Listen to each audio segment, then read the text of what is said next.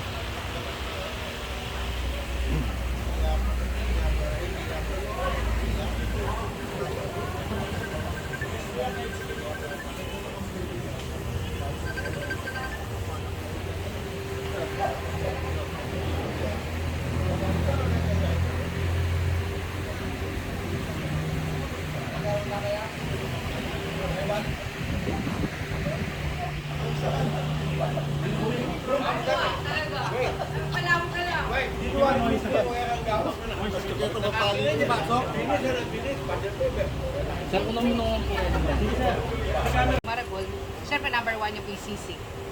So, kung na niyo po itang sisig, yung pengan nyo kita sizzling plate, it's the same sisig that we put in the empanada.